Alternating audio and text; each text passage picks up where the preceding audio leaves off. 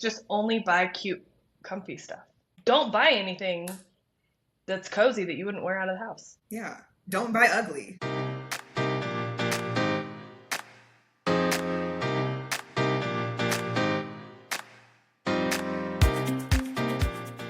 Welcome back to the Sisterhood Tea Party, where we spill the tea on life, love, glow ups, and the stuff that gets real throughout your life. Today's episode is going to be honest, maybe a little tender, and definitely one of those combos we wish we heard more often. We're diving into body image after 30, the shifts, the pressure, and how we're learning to love the bodies we're in now. Before we get into today's main topic, let's do our check-in. It's time for our top of mind segment, where we share what's been top of mind for us this week. Stephanie? Okay, so I've been in a situation. That's actually dramatic. Okay, it's not really a situation. I have not had an Apple Watch in several months. It broke at the gym and I never replaced it. But now I'm sitting here. I've done workouts for the last, 2 months now without this watch. And I'm beginning to wonder, are they still worth it? Is it still worth my time to like go buy a new one and get into it? My thing is I want to see my workouts and I want to kind of track all of that. And I know, and I don't have like an obsession with it. I just want to see it, to see like in terms of distance, like if I go on walks or runs or whatever, or just to see how hard I'm working in the gym. But is it worth it? And if it's not, then do I look for another sport watch that is better? I don't know. I haven't really pulled the trigger on buying one yet. Like I'm buying a new one yet. So I don't know. I've never had an Apple Watch before, so I can't speak on this. Oh. But my husband had one for a while and then he stopped using it. And my sister has, it's not an Apple Watch, but it's another brand. It's like a cheaper brand. She really likes it, and it does all the stuff that, Okay. I mean, probably not all the stuff Apple does, but it's compatible with her iPhone. She can text, calls, do all that stuff too, and tracks everything. I can send you the link. She just sent it to me the other day. Interestingly enough, that's similar to my top of mind, which is the Aura Ring, which is my alternative instead to that, because I wanted to start tracking my steps because I was thinking to myself, there's no way I'm getting enough steps in, and I want to track it, but I don't want an Apple Watch because I don't like how they look personally, and I don't want to like invest. I know you can make them nicer and stuff and like get cute bands, but it's just too much for me. And I get bad anxiety about notifications, so that's why I always have all my notifications turned off. So some of those kinds of benefits for what you can do on the Apple Watch, I'm not going to get out of it anyways. And so I started looking into the Aura Ring, which is a ring that tracks your steps, your heart rate, like all of those things too. They're pretty pricey though. So I found a cheap one that literally just came in today that I'm testing to see. Show us the ring, girl. Yeah, I got it on TikTok Shop. I think it was like 30, $40. And so I was like, I'm going to buy a cheap one, see how I like it, because the reviews were mixed. Some really liked it. Some were like, it broke after however many months or whatever. So I'm like, okay, small investment, see if I like it, see how long it lasts. Maybe it'll last a long time and it'll be great. And if it doesn't, but I really like it, then I can invest in the expensive one. So day one of the Aura Ring, I'll let you know how I like it. Well, okay, and I'm assuming it's called something else because they can't. Okay, send me the link. Well, I'm curious because I mean, like I said, going back and forth between like getting an Apple Watch or getting another sport watch like a Garmin or something, or paying that money for an Aura Ring. Like I've seen and heard so much about them, so I don't know. I just want to see my stuff again, and I know with like the Aura rings, you can track your sleep and your recovery and all of these different things. And it can even tell when you're starting to feel a little run down. Like all of this stuff I think would be so beneficial. I feel like I'm pretty in tune with how my body functions anyway, but just having that added layer of technology could be helpful. 1000%. I will send you the link and I will post it in the show notes and I will keep you posted. Okay, perfect. Okay, let's dive into our main topic. Body image after 30. This isn't your fresh out of college eating girl dinner era anymore. And there's a lot that comes with that. Let's start with the obvious. Body comparison doesn't stop. I'm going through this our entire life. We grow up learning to compare magazines, TV, classmates, and even family. And now it's on TikTok. It's skinny talk, which is officially banned, which I'm so grateful for, literally of today that we are recording this. But it's also what I eat in a day and creators who are 22 and living on celery and vibes and it's Ozempic and it's It's wild out there. There's so much and it's so exhausting. And even if we know it's toxic, it still creeps in. How did we go from fighting diet culture to glamorizing quick fixes for weight loss? For me, when I initially started my wellness journey way back in I think it was my senior year of college is when I started this. I was bombarded with all things on Pinterest, when we were still using Pinterest to pin workouts and find inspiration, and other sites that were promoting weight loss shakes and workouts and Advocare and all of those little things, and those workouts that were targeting a specific area. I still remember finding workouts that were like, oh, target your tummy or target your glutes or target whatever. And it was just like target, target, target. And it's like, you can't spot reduce anywhere of your body. You just got to work out, and, things like eating 1,200 calories, which is wild for an adult to eat 1,200 calories, right? And achieving a thigh gap. Oh my gosh. I remember saving an inspiration, quote unquote, inspiration pic that had this woman on it. No idea who she was. And it had some caption on the photo that was like, thigh gaps are in, they're beautiful, like all of these things. So it's just harmful language on this. And again, when I was at, in that time, I was like, oh yes, this is exactly what I want. I went to great lengths and got down to a very, very low weight because of things like this. Mm-hmm. I looked back at old photos. I think I was my lowest and probably leanest weight in grad school. And I'm shocked at how small I got. And it wasn't healthy. I think there are parts of it that I thought were because I was working out and I was still eating, but at what cost? I was still trying to take these other shortcuts. I was trying to do these things that I saw on TV to get down to this weight, right? And I realized that was not sustainable. As a result, I had gone through a bunch of weight fluctuation because of that, because I saw things online and then I was eating, then I wasn't eating. It was a whole thing. It was a lot. I could dive into this for a very long time, but I realized it wasn't sustainable. And I did a ton of research on my own in order to break those habits. And I was finally understanding what my body needed. And I went and saw, a nutritionist and a dietitian and all of these things. Like I talked with doctors about like, okay, this is where I'm at. This is what I need help with. And they helped me get back on track to being able to do it myself. Right. And between both nutrition and exercise, I was able to really improve my overall health and wellness. So very, very thankful for that. But it was a journey for sure. Yeah, I definitely probably saved that same photo that you're talking about back in the day. It's like such toxic habits. And even now, there's this in our 30s now, right? We have this self-comparison. So not only are we comparing to that version of what's online today, but then we're comparing it to our old selves, looking back at old photos and thinking, I didn't even appreciate that body when I had it.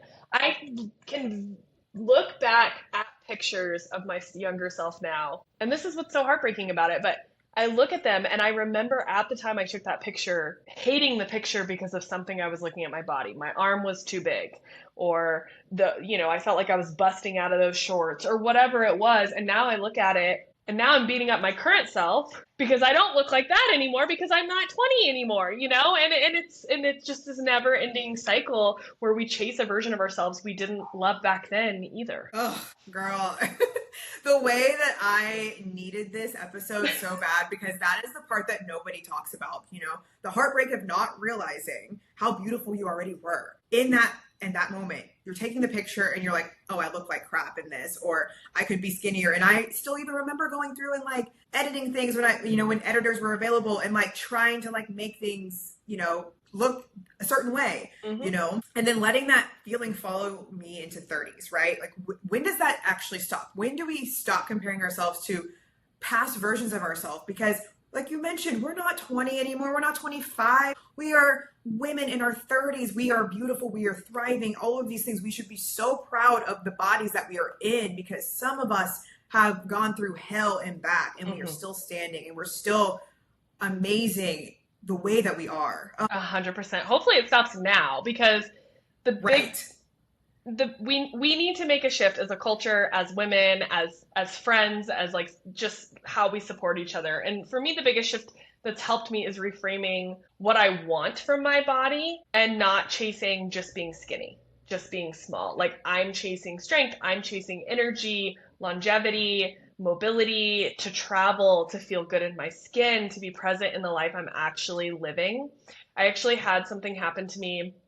I guess it would have been just 2 summers ago, where I ended up injuring my foot. And honestly, looking back now, I don't even remember how I did this, but I injured my foot and I went to Paris, and I didn't go to a doctor before I went because I was like, this is not going to finish. It's not going to ruin my trip. I was in a lot of pain walking and honestly probably made it worse. And I got back and talked to my doctor. I don't even remember all the details of what it was, but like I really truly had to rest it. And I remember I had this major breakdown to my husband where I was thinking, what if I can't travel anymore? Like, what if this never gets better? And I'm always going to have this issue and I can't walk and I can't be mobile. And what do I need to do to get this better? And so after the rest period, I really focused on yoga and on strength training, that ankle and that foot. And that side still is not as strong as my other side, but it's so much better now. And I took that mentality and applied it to my entire health of I want to not be achy all the time. We're in our 30s, we start to feel achy, we start to hurt, we can't sit for these long periods of times like we could.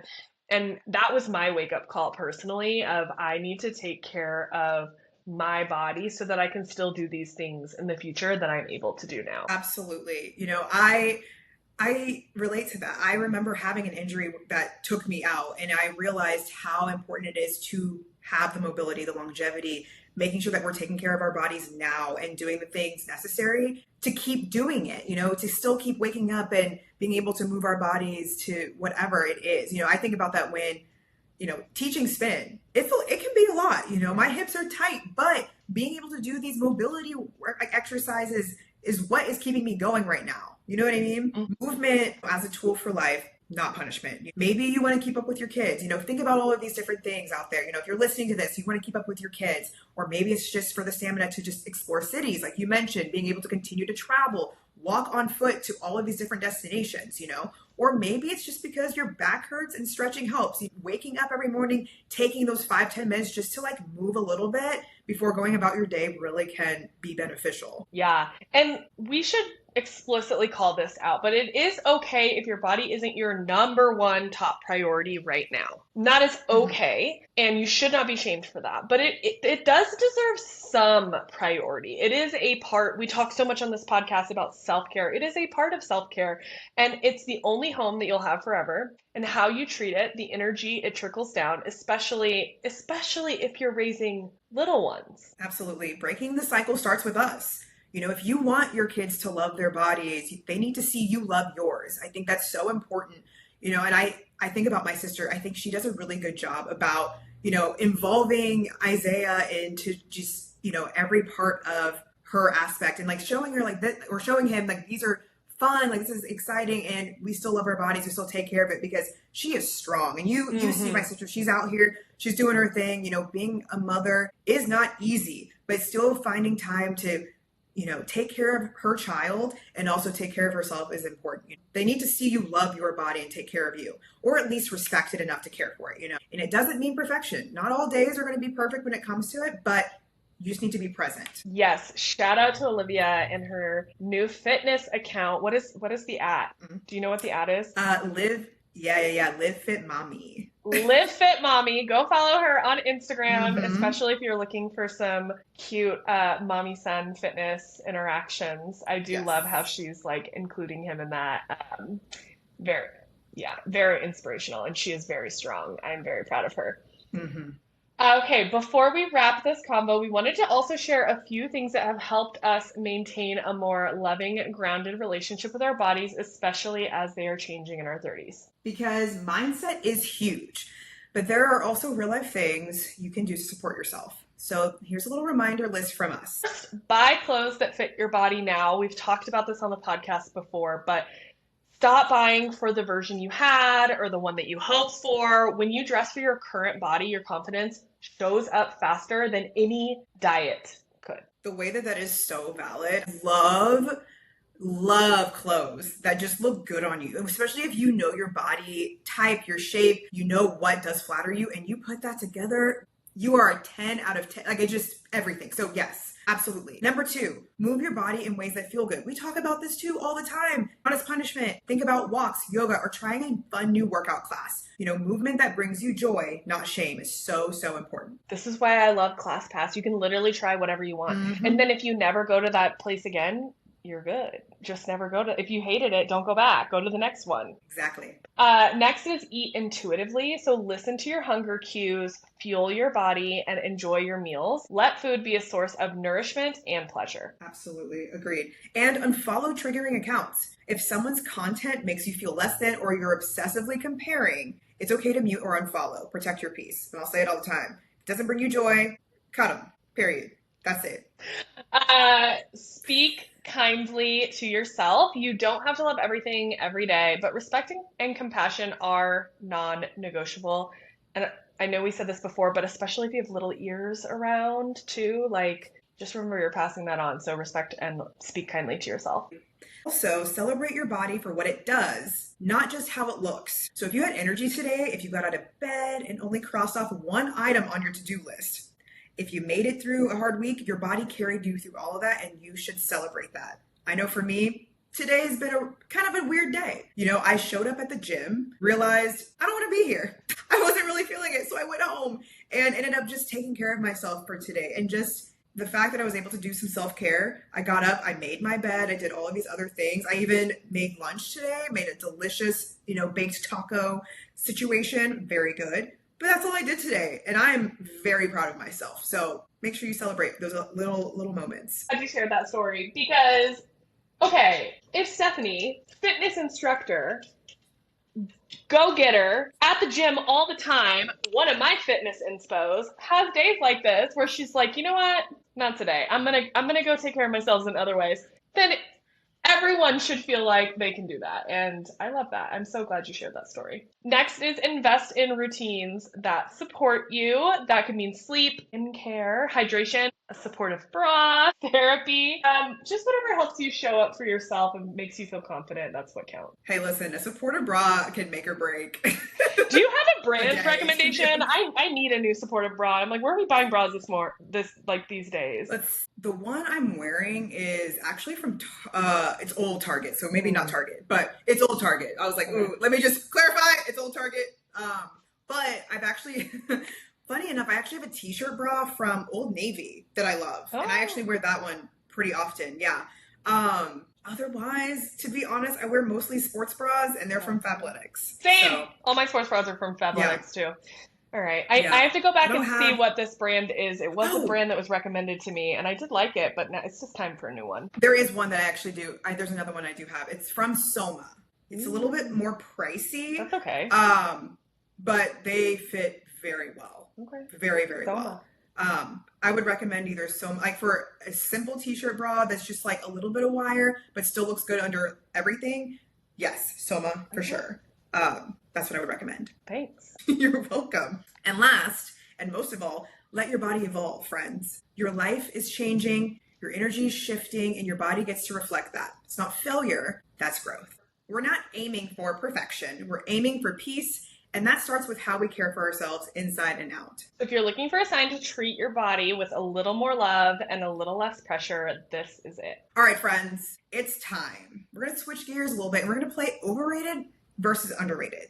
Body Wellness Edition. So you know the drill. We're going to read off a few things. We're just going to talk through whether we think they're underrated or overrated. Okay, let's do it. First up, Botox preventative treatments in your 30s. Overrated or underrated? Appropriately rated. Appropriately rated. Yeah, I think because you shared a story not too long ago, actually, about how you got Botox and you loved it. I think it was the subscription that you had talked about. And I'm like, oh, I want to look into that. So I feel like, hey, I like what it does. I feel like when people do too much, again, that's your preference. I'm not hating, but I'm just saying there's a good amount of Botox I feel like that makes the most sense. It's some that might be a little extra. I think preventative, just like doing a little touch-ups here and there, I think I'm all about it. So I think they're appropriately rated. Yeah. What do you think? I agree, appropriately rated. I think honestly, anything with Botox and plastic surgery, I'm like, you do you. As long as if you are in a good mental health space for how you're doing it or why you're doing it, you do you. Obviously, if you're not in a good mental health space and you're doing anything for the wrong reason, in the same way that exercise is good for you, if you're doing it from a good mental health space, if you're doing it in a toxic way, that's not good. I feel the same thing about Botox, and any kind of cosmetic kind of things that you can get done. So I think appropriately rated. But also, if you don't want to do it, don't. Like, you also should not be shamed. Like, I've seen some things online where certain people post something about their age and people are so bullies, and they'll be like, I thought you were even older than that. I'm like, then you don't know what a real person looks like. You're too deep in the Botox if that's the case, because you shouldn't have to do it in any way, shape. Yeah, and can I just say, I don't like when people put things like that online. Like, guess how old I am? Why are you doing that? I don't know. I don't know. I guess that kind of low key. That was just on an episode of I've Had It. Did you see that? Really? Yes. No. Because they do that I've Had It segment, which is kind of similar to our ick segment. And hers was when somebody tells me to guess what their age is. I was like, yes, that's terrible. It's so terrible. Ugh. I'm just like, why are you doing this? Like, you do not need, like, if I see that, I'm just going to say you look your age. And I'm not going to give you, like, you look your age. I don't know what you're expecting. I don't know if you want us to say older. I don't know if you say younger. But don't put that on, I don't know. It's weird. I don't like it. I don't like it. I agree. Anyway, we're not doing icks today, but just keep that in mind that it may get brought up in a future episode. Next one, throwback photos as motivation. So basically feeling like your 20s body is the goal. Is that overrated or underrated? I think way overrated. I hate it. I think it's unrealistic. I think it's unhealthy. At least in my case, it's unhealthy. Because when I looked like that, I wasn't being healthy. You talked about the 1,200 calorie diet. There was a time where I was doing 900 calories a day. Like, that is unhealthy. That is not sustainable. And if I tried to do that now, I would probably kill myself, like unintentionally. Like, it's not healthy. So, and even if not, it's just your body is different in your 30s. And yeah, I think absolutely overrated. I 100% agree. No notes. I will just add that it would be, I don't know, that's toxic to me to think that your body in your 20s, if I look back at pictures now in my 20s, there's no way that I could ever get down to that because my body composition is so different. Mm-hmm. I've recomped my body over the last several years that there's no way I could even get back to that even if I tried, and I wouldn't want to. I have no desire for that. I like the way that I look. I feel like I look good. Mm-hmm. So there's no way that I would ever go back to that. I mean, again, if your desire is to be leaner, fine, but find sustainable ways to do that you can still protect your mental health and still make sure you're taking care of your body. So that's all I'll say on that. Agreed. Okay, next one is dressing comfy over cute. Overrated or underrated? Mm-hmm.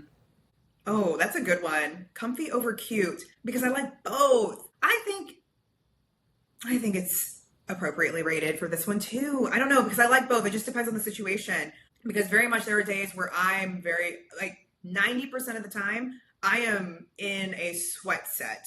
I am in leggings, oversized shirt, or sweatshirt at home just chilling. On occasion, I've been really loving matching sets. So I'll get, I just recently got just a plain fitted shirt with just shorts because it's hot, but I wanted a lighter color and I've been loving that. So it's comfy, but cute because it's put together in a sense. So I don't know, appropriately rated. But there are days that I absolutely love dressing up and looking cute, and I want to, show out a little bit. You saw my pics online. You saw that I was dressing up. I've got all those summer colors right now. So I love dressing up, but I also love being casual and cute, so and comfy and all of that. So appropriately rated. What do you think? I think dressing comfy over cute is overrated. And I'm gonna pick apart what you said just a little bit. Your comfy sounds cute. Is it? I assume it is. Your comfy sounds cute. Yes, you can go ahead and pick apart. Here's the thing. It's still casual. Yes. I'm still wearing tennis shoes. I'm still wearing socks. It's cute, cozy. It's cozy cute, whatever. However, I've got bum outfits where I be wearing oversized shirt, leggings, maybe slip on some sandals, and that's it. And that's not cute, girl. But I'm always cute, so I don't know. Yeah, I don't know. I guess I don't. Yeah. I guess I don't really have that problem.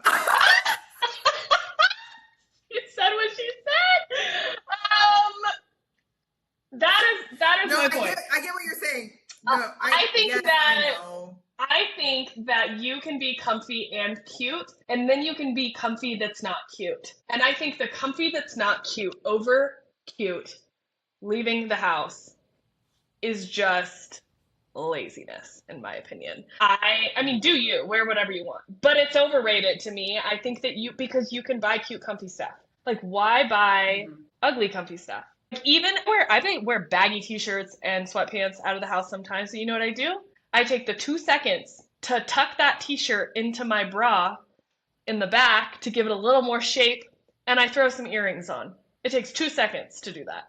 And guess what? I'm still comfy, and I just did a little bit more cuteness, and it's like so easy. Or like buy the set matching, right? Or like leggings, you can make leggings cute. I wear leggings all the time. Just do it with it, like get a cute Fabletics jacket to go with it, and I'm still comfy. So I think versus the like t-shirt with holes in it and I don't even know, like pajama pants that are like printed with like I don't know Christmas stuff on it or something, like, and then Crocs. You know what I mean? You know what I mean? Oh, yes. Oh. And then they're like, oh my God, speaking of the Crocs, tell me why my husband was talking about some guy he saw at the gym the other day. And he was like, you would have loved his style. And he starts describing the man's style. And I was like, okay. And I think he was looking at him for like some fashion advice. And he was like, but then he did have Crocs on though. And I said, no! I said, you did not just try to sell me on this man's style. And he had Crocs on. No, he Immediate set you no. up. He set you up. He set you up 100% because he thought, okay, yeah, I've got her. I'm hooking her with the man's fashion up until we got to the shoes. That's crazy. Yes. Okay, but anyways, I think that comfy is overrated. I think you can be cute and comfy, and you don't have to be just comfy without cuteness, is my take. Okay. You know what? Valid. I accept that. My take with that, so because I was talking about myself, obviously, but I also think some days it's hard to feel like you need to be cute and cozy. You truly just want to bum it. Mhm. So like I respect that, and that's okay. But I agree that like there are ways to make your outfits cozy and cute and get out there without having to like put on a full like outfit. I agree with that. And you know what the key is? Just only buy cute, comfy stuff. Don't buy anything that's cozy that you wouldn't wear out of the house. Yeah. Don't buy ugly. So Okay, what's next? I can't. Next, and our last one for today, crop tops over 30. Overrated or underrated? Jess. Underrated. Almost exclusively wear crop tops. I won't lie. Like it's actually hard when I have to go into the office and I have to think about what am I going to wear because I can't be wearing a crop top into the office. I'm wearing a crop top right now. Like this is cropped. You can't see it in this, but and I'm not going to show you because I'm sitting in this. Yeah, but it's a crop top. Wear like exclusively crop tops as one does. What do you think? Oh, underrated. I'm also wearing a cropped sweater today. Can't see that as well. But underrated. I wear crop tops to the gym, crop tops most of the days. Old Navy, as you all know, has me in a chokehold still. And they have these snug crop tees, which the girls that know. They are, in my opinion, one of the best fitting t-shirts you could ever get. Like very nice fitted, ribbed material. And if you don't want it as cropped, order it in a tall. You heard it here first. I don't gatekeep, but don't sell it out. So I'm going to buy all of them before this airs. That way I say it and I'm like, oops, sorry, your size is gone. Anyway, I wear those like that's part of my like rotation of clothing. If I'm looking for a cozy outfit, that's going back to the cozy versus cute, I'm wearing a snug tee with a cute pair of pants or something like that and dressing it up that way instead of having to, doing all the things. Love a good crop top, 100% underrated. I have some of those, not the ribbed ones, but I do have some of their other snug tees that you recommended to me in the past. And I love them. And also, when is Old Navy going to send you your brand deal? Because I don't think you're loyal to any company as much as you are Old Navy. I'm really not. I know about the things. It's gotten to the point now where I've gone into Old Navy and somebody was like, oh, I knew I recognized you. And I said, why do you recognize me? He's like, well, I do see you in here often. And I'm like, oh no. Next time you pass them over a sticker to the podcast, you're like, yeah, tell your, I'm gonna have to. Tell your your boss how much I love it here, and maybe we can have a little ad Exactly. here. At this point, maybe I need to just get a little part-time job at Old Navy because if I For the discount. I used to work. Yeah, I mean, I used to work part of the Gap family. I worked at Athleta, so I'm like, why not? The discount was amazing. I don't know if it's the same discount, but employees got 50% off of merchandise from the store that they worked out, and then I think 30% off from the other brand. Yes, yes. That's why I'm like, do I go back? Literally, in this economy especially. But Good Lord. I know, right? But no, not anymore. That's okay. Brand deal instead. Okay, if today's episode hit home for you, we see you. Aging, shifting, and showing up for yourself can feel complicated, but your body isn't failing you. She's evolving with you. And you don't owe anyone the version of you they remember, especially not the size you used to be. Our last drop of tea for today, you're not behind, you're becoming softer, stronger, wiser, and more rooted in who you really are. Let your body come along for that ride with kindness. If you love this episode, send it to a friend who might need it too. And don't forget to follow us on Instagram and TikTok at Sisterhood Tea Party. We're building this sisterhood together. Bye.